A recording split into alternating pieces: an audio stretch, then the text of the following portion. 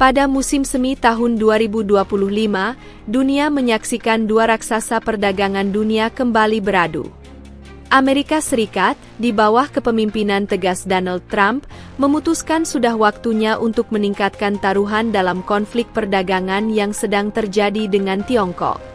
Dalam langkah yang berani dan kontroversial, Amerika mengumumkan tarif timbal balik sebesar 125% yang mengejutkan atas barang-barang Tiongkok.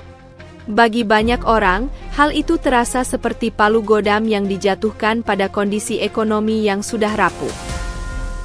Namun Beijing tidak akan tinggal diam. Dalam waktu 48 jam, Tiongkok membalas dengan intensitas yang sama, mengenakan tarifnya sendiri sebesar 125% atas produk-produk Amerika, dan mengeluarkan perintah baru yang mengerikan. 7 kategori unsur tanah jarang yang penting bagi industri militer dan teknologi, samarium, gadolinium, terbium, dysprosium, lutetium, skandium dan yttrium, sekarang berada di bawah kendali ekspor yang ketat. Ini bukan sembarang unsur. Mereka adalah jantung teknologi militer canggih, digunakan dalam segala hal mulai dari sistem radar dan mesin jet tempur, hingga rudal berpemandu dan pelapis siluman.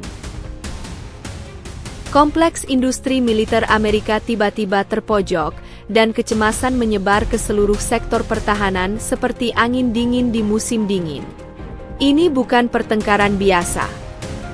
Ini adalah perang ekonomi dengan konsekuensi di dunia nyata. Berita itu mengirimkan gelombang kejut ke pasar dunia, tetapi mungkin tidak ada yang merasakannya lebih keras daripada konsumen Amerika. Harga telur di Amerika, yang sudah naik karena inflasi, melonjak menjadi Rp160.000 per lusin, kenaikan 234% yang mencengangkan dari tahun 2024.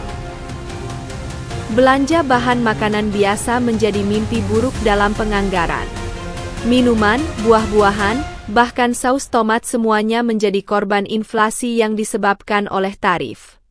Penelitian dari Lab Anggaran Yale mengungkapnya, harga pangan naik antara 2,8% dan 8% secara keseluruhan, dengan produk segar yang paling terpukul.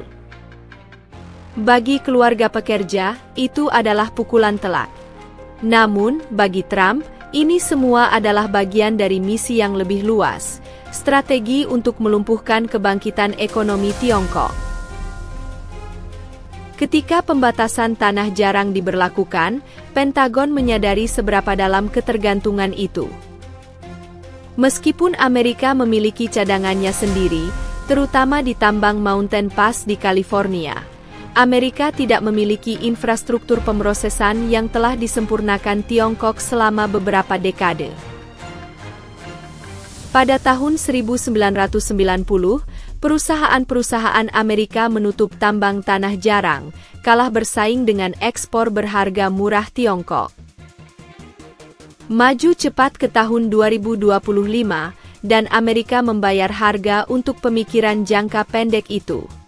Meskipun memproduksi 43.000 ton tanah jarang pada tahun 2023, Amerika mengirim sebagian besarnya ke Tiongkok untuk diproses. Sementara itu, Tiongkok memproduksi 240.000 ton pada tahun yang sama, menguasai 69% pasokan dunia, dan 92,3% kapasitas peleburan dan pemisahan dunia. Mereka tidak hanya mendominasi pertambangan, mereka memiliki seluruh rantai pasokan. Sebenarnya, tanah jarang tidaklah langka, tetapi memurnikannya mahal, berbahaya, dan kotor. Proses ini melibatkan limbah beracun, radiasi, dan regulasi yang ketat, masalah yang bersedia dihadapi Tiongkok untuk menguasai kendali jangka panjang. Dan pertaruhan itu membuahkan hasil. Sekarang, di tengah panasnya perang dagang, Tiongkok menodongkan pisau ke tenggorokan inovasi Amerika. Para pemimpin militer khususnya merasa takut. Tanah jarang sangat penting dalam ketapel elektromagnetik pada kapal induk Angkatan Laut Amerika, dalam susunan sonar untuk kapal selam, dan dalam kemampuan siluman jet seperti F-35 dan pembom seperti B-21. Tiba-tiba, masa depan jet tempur generasi ke-6, F-47, menjadi tidak pasti. Newsweek melaporkan bahwa nasibnya sepenuhnya bergantung pada kemauan Tiongkok untuk melanjutkan ekspor tanah jarang. Pesan dari Beijing keras dan jelas, tidak ada lagi bisnis seperti biasa. Dan ini bukanlah akhir dari semuanya. Tiongkok terus melancarkan tindakan balasan, termasuk tarif 34% untuk semua barang Amerika, dan daftar hitam 16 perusahaan besar Amerika, mulai dari kedirgantaraan hingga pertanian. Ini adalah perang ekonomi besar-besaran. Selama bertahun-tahun, tanah jarang diabaikan, orang-orang berfokus pada minyak, gas, bahkan litium. Namun seiring berkembangnya teknologi, ponsel pintar, kendaraan listrik, turbin angin, senjata berpemandu presisi, tanah jarang menjadi tulang punggung diam-diam peradaban modern. Namun, hanya satu negara yang memiliki pandangan ke depan dan kemauan politik untuk mendominasi seluruh rantai pasokan. Sebaliknya, Amerika menjadi berpuas diri. Mountain Pass adalah tambang tanah jarang terkemuka di dunia selama Perang Dingin. Namun, biaya lingkungan, dikombinasikan dengan ekspor Tiongkok yang murah, menyebabkan penurunannya. Upaya untuk menghidupkan kembali pemrosesan dalam negeri tersendat karena biaya tinggi dan hambatan regulasi. Pada saat Washington menyadari kerentanannya, sudah terlambat. Membangun kembali rantai pasokan secara penuh membutuhkan waktu bertahun-tahun, bahkan puluhan tahun. Serangan tarif pemerintahan Trump bertujuan untuk melemahkan Tiongkok, tetapi dalam hal tanah jarang, hal itu menunjukkan kelemahan Amerika. Sekarang, dihadapkan dengan kontrol ekspor, Amerika memiliki pilihan yang terbatas.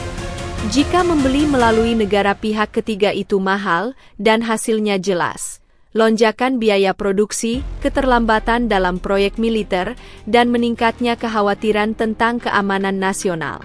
Namun, bagi Beijing, ini bukan sekedar pembalasan, tetapi pesan strategis. Tanah jarang adalah simbol kebangkitan Tiongkok. Bukti bahwa dalam tatanan dunia baru, dominasi industri tidak berasal dari kekuatan, tetapi dari penguasaan rantai pasokan. Perang dagang ini bukan hanya tentang barang, tetapi tentang pengaruh, dan tentang siapa yang mengendalikan masa depan. Dan seiring berlalunya minggu, konsumen Amerika terus menghadapi kejutan harga di supermarket, kontraktor militer bergegas mencari alternatif, perusahaan teknologi dengan gugup mengamati rantai pasokan mereka.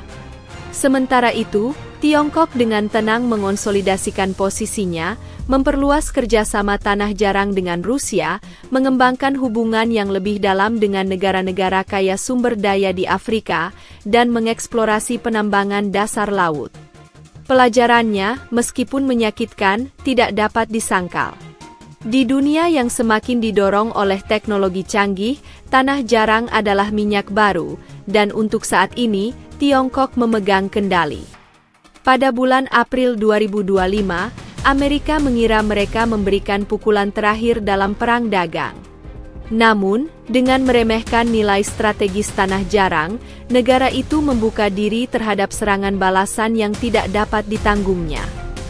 Beijing telah membalikkan keadaan, mengubah tindakan defensif menjadi perebutan kekuasaan dunia. Apa yang dimulai sebagai kenaikan tarif, berakhir sebagai pelajaran tentang daya ungkit ekonomi, dan dunia tidak akan pernah melihat rantai pasokan dengan cara yang sama lagi.